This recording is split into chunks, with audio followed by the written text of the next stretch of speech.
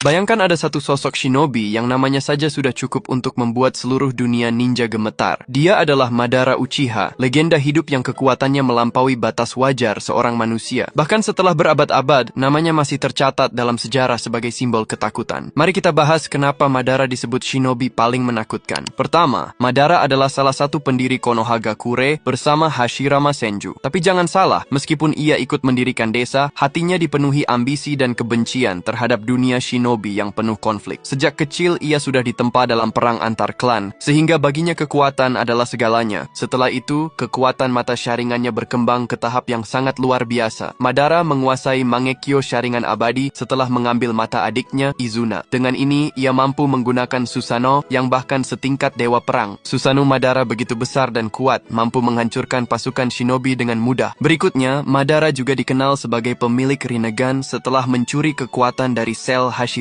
Dengan kombinasi antara Rinnegan dan kekuatan Uchiha, ia bisa mengendalikan Gedomazo, menghidupkan kembali dirinya, bahkan menguasai jutsu tingkat dewa seperti Chibaku Tensei. Tidak hanya itu, saat Perang Dunia Ninja keempat, Madara bangkit kembali dengan Edo Tensei. Dan apa yang ia lakukan? Seorang diri, ia menghadapi ribuan shinobi dari aliansi besar. Tidak hanya bertahan, Madara bahkan menguasai medan pertempuran. Salah satu momen paling legendaris adalah ketika ia menjatuhkan 2 meteor sekaligus ke bumi. Bayangkan, satu meteor saja sudah cukup untuk menghancurkan sebuah desa, tapi Madara melempar 2 sekaligus. Setelah itu, Madara juga menjadi Jinchuriki Jubi. Pada titik ini, ia hampir menjadi makhluk sempurna. Dengan kekuatan luar biasa, kecepatan tak terbayangkan, serta daya tahan yang hampir mustahil ditembus. Bahkan gabungan Naruto, Sasuke, dan seluruh shinobi hampir tidak sanggup menandingi Madara sendirian. Namun yang membuat Madara benar-benar menakutkan bukan hanya kekuatannya, melainkan wawasannya. Ia adalah sosok yang visioner, memiliki rencana besar untuk menciptakan dunia tanpa konflik melalui Infinite Tsukuyomi. Walau caranya salah, tekad Madara memperlihatkan betapa serius dan kuatnya ia sebagai shinobi. Pada akhirnya, Madara jatuh bukan karena kekurangan kekuatan, melainkan karena pengkhianatan dari Zetsu Hitam. Sebuah akhir yang ironis, mengingat Madara hampir berhasil menguasai dunia, tapi justru karena semua perjalanan hidupnya inilah, Madara dikenang sebagai shinobi paling menakutkan yang pernah ada. Jadi, ketika orang menyebut nama Madara Uchiha, yang teringat bukan hanya kekuatannya yang brutal, tapi juga aura dominasi, rasa takut, dan kehebatan yang membuatnya berdiri di atas semua shinobi lain.